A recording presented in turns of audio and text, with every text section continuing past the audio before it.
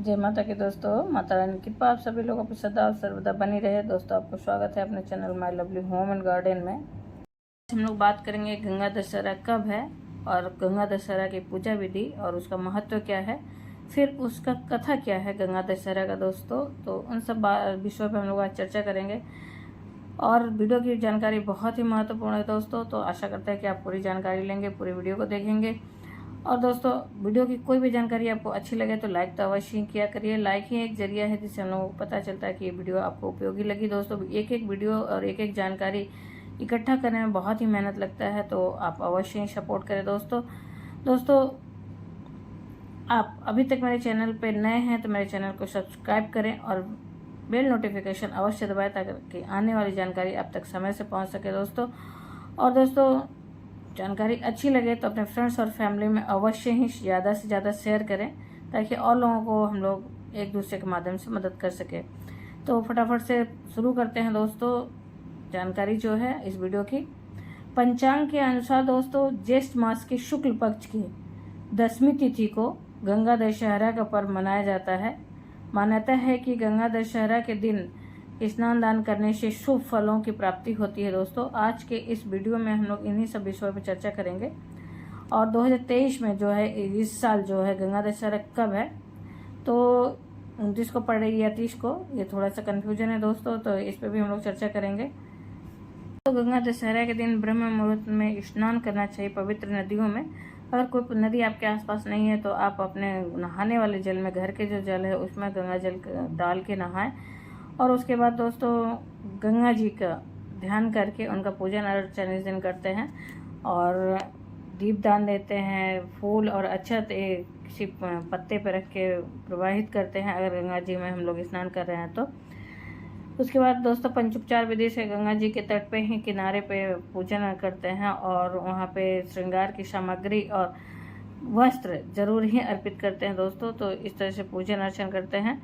अगर घर पे कर रहे हैं तो सर्वप्रथम स्नान आदि के बाद सूर्य भगवान को अर्घ्य अवश्य देना चाहिए। ये कार्य नदी पे भी अगर कर रहे हैं तो अवश्य ही करना चाहिए, देना चाहिए दोस्तों। इस पे चर्चा करेंगे। उसके पहले हम लोग और इसके शुभ मुहूर्त क्या है इस वीडियो के लास्ट में हम लोग उस पर चर्चा करेंगे दोस्तों। लेकिन उसके पहले इनकी कथा के बारे में हम लोग बात करते हैं कि गंगा माता का उत्पत्ति कैसे हुई थी और क्या इनके पीछे की कथा है, तो उसको जानते हैं दोस्तों श्रीमद् भागवत के 5वें स्कंद के अनुसार जब राजा बलि ने भगवान को 3 पग धरती नापने को कहा तब भगवान का बायां चरण जो है स्वर्ग लोक की ओर चला गया। उस समय ब्रह्मा जी ने भगवान के चरण को धोकर अपने कमंडल में भर लिया और वो माँ गंगा जी के रूप में अवतरित हुई और गंगा जी जो है ब्रह्मा जी के संरक्षण में वहीं पे वास करने लगी। इधर पृथ्वी पर राजा राम जी के पूर्वज इक्ष्वाकु के वंश के राजा सगर अपनी दोनों पत्नियों के साथ तप कर रहे होते हैं पुत्र प्राप्ति के लिए। तप करने से भृगु ऋषि प्रसन्न होकर उन्हें संतान प्राप्ति का वर देते हैं और बोले कि एक रानी से तो एक ही पुत्र प्राप्त होगा, उसी से आपके कुल का उद्धार होगा, और दूसरी रानी से 60,000 पुत्रों की प्राप्ति होगी। जिस रानी का एक पुत्र होगा वही आपके कुल का उद्धार करेगा। कुछ समय बाद रानी की एक पुत्र हुआ और एक रानी को एक पिंड रूप में पैदा हुआ और उस पिंड से 60,000 पुत्र हुए। सुमति जो थी उनके गर्भ से एक पिंड उत्पन्न होता है। इस तरह से उन दोनों रानियों के जब हो जाते हैं बच्चे तो वो अपने बड़े होने लगते हैं और कुछ समय बाद राजा जो है यज्ञ करने के लिए अश्वमेघ यज्ञ करने के लिए अश्व को छोड़ते हैं। राजा सगर ने अपने यज्ञ वाले घोड़े को छोड़ा और वो घोड़ा जब छोड़े तो फिर इंद्र जी उसे छल से उस घोड़े को छल से चुराकर कपिल मुनि के आश्रम में छुपा देते हैं। इधर राजा सगर के पुत्र घोड़े को ढूंढते हुए पूरे भूमंडल में खोज डाले लेकिन कहीं नहीं मिला, तो वह पृथ्वी लोक के नीचे पाताल लोक में खोजने के लिए पृथ्वी की खुदाई की और वहां उन्होंने पाया कि महर्षि कपिल जो है साक्षात भगवान के रूप में वहां पे तप कर रहे हैं और वहीं पे उनका घोड़ा घास चर रहा था और वहीं पे बंधा हुआ था। तो वे लोग सोचे कि कपिल मुनि ही इस घोड़े को चुरा कर लाए हैं और वे चोर चोर करके शोर मचाने लगे। इस शोर को सुनकर महर्षि कपिल की आँख जो है खुलती है और हजारों वर्षों के तप की वजह से उनके आँख से जो तेज निकलती है, उस तेज की वजह से इधर जो सभी पुत्र थे वह राजा के सभी पुत्र भस्म हो जाते हैं और मृत्यु लोक को प्राप्त हो जाते हैं। और बहुत समय बाद इंतजार करने के बाद राजा सगर के पुत्र जब वापस नहीं आते हैं तो वे अपने पौत्र अंशुमन को पता लगाने को भेजा। वीर अंशुमन अपने चाचाओं को खोजते हुए पाताल लोक जब पहुंचते हैं कपिल मुनि के आश्रम, तो फिर उन्होंने अपने चाचाओं के मृत शरीर के राख के ढेर को देखा और वह कपिल मुनि को स्तुति करके उन्हें प्रसन्न करके उनसे जानते हैं और पूछते हैं कि ये क्या है, कैसे। तो उन्होंने सब कुछ बताया और कहा कि अगर पवित्र गंगा का जल के छींटे इनके ऊपर मार दिए जाएं तो ये मृत लोक में जो प्रेत आत्मा में भटक रहे हैं इनकी आत्माओं को मुक्ति मिल जाएगी। और इस बात को आकर अंशुमन जी अपने पितामह मतलब अपने दादा श्री सागर को बताते हैं। सागर जी बहुत ही भारी मन से यज्ञ को पूर्ण करते हैं और वे सोचते हैं कि किस तरह से गंगा को पृथ्वी पर लाई जाए और उनके जो बच्चे हैं उनकी आत्माओं को मुक्ति मिले। तो लेकिन कुछ न हो सका। फिर कुछ समय बाद राजा अंशुमन के पुत्र दिलीप हुए और दिलीप के धर्मनिष्ठ पुत्र भगीरथ हुए।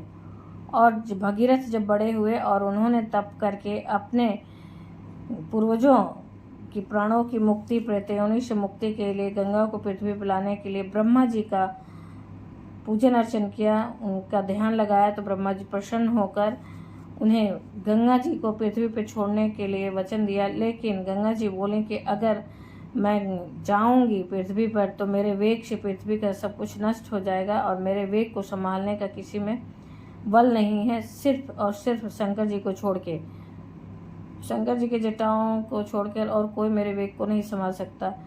फिर इस प्रकार से वे भगीरथ जी शंकर जी की स्तुति करते हैं और शंकर जी को प्रसन्न करते हैं। तो शंकर जी गंगा को अपने जटा में धारण करने के लिए तैयार हो जाते हैं। इस पर जब गंगा स्वर्ग लोक से ब्रह्मा जी के कमंडल से चलती हैं तो शंकर भगवान के जटाओं में आकर गिरती हैं और शंकर जी अपने जटा में गंगा को समाहित करके अपने जटाओं को बांध लेते हैं। फिर वहाँ भी होता क्या है कि जब शंकर जी अपने जटा को बांध लेते हैं तो गंगा को निकलने का कोई मार्ग नहीं मिलता है, जिससे भगीरथ परेशान हो जाते हैं और फिर भगवान शंकर का फिर से स्तुति करते हैं और प्रार्थना करते हैं कि गंगा को मुक्त करें वहाँ से। तो भगवान शंकर अपनी एक जटा को खोलते हैं और उस एक जटा से गंगा भगीरथ के पीछे पीछे प्रभावित होकर चलने लगती है। और जब वहाँ से चलती है तो रास्ते में गंगा के प्रचंड वेग से ऋषि जाहनु के आश्रम का विध्वंस हो जाता है, नष्ट हो जाता है आश्रम।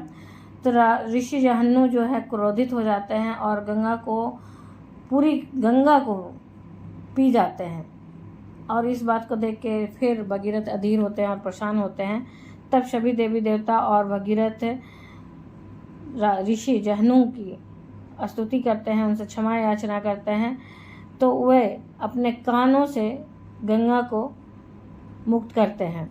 इस प्रकार गंगा भगीरथ के पीछे पीछे वहाँ से चलती हैं और गंगा सागर के संगम तट पर पहुँच जाती हैं, जहाँ पे राजा सागर के मरे हुए 60,000 पुत्रों का उद्धार जाहनु ऋषि के द्वारा मुक्त होने के कारण गंगा जो पहुंची थी उनसे होता है। और जाहनु ऋषि के कान से जब मुक्त होती हैं तो इसी वजह से कई जगह उन्हें जाहनु की पुत्री के रूप में जाना जाता है और उन्हें जाह्नवी कहा जाता है दोस्तों। तो ये तो रही गंगा की उत्पत्ति की कहानी, गंगा कैसे उत्पन्न हुई थी। दोस्तों अब हम लोग जान लेते हैं समय और तिथि क्या है। तो दोस्तों 10वीं तिथि प्रारंभ हो रही है 29 मई 2023 को 11:49 पे और समाप्त हो रही है 30 मई को 1:07 PM पे।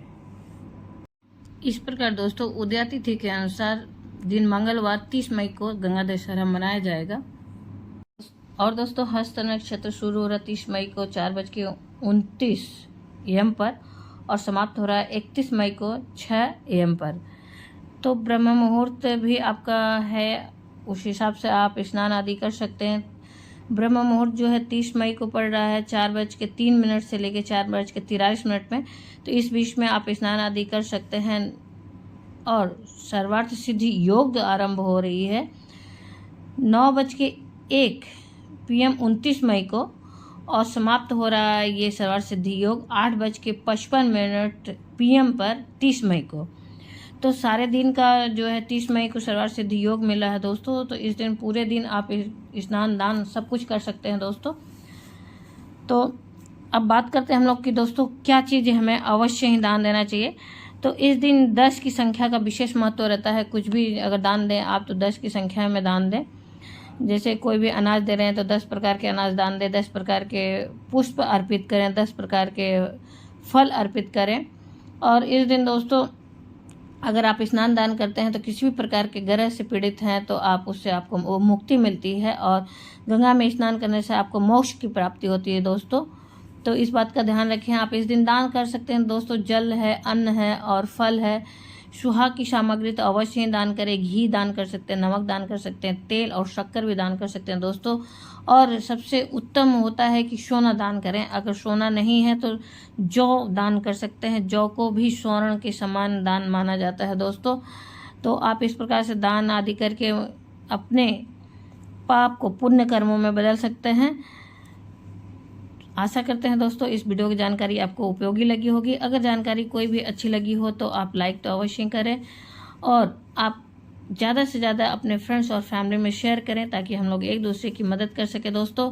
और आपको कोई भी जानकारी अच्छी लगी हो तो आप मेरे चैनल को सब्सक्राइब अवश्य करें और बेल नोटिफिकेशन अवश्य ही दबाएं ताकि आने वाली जानकारी आप तक समय से पहुंच सके दोस्तों। फिर मिलते हैं एक नई वीडियो के साथ, नई जानकारी के साथ, नई वीडियो में दोस्तों।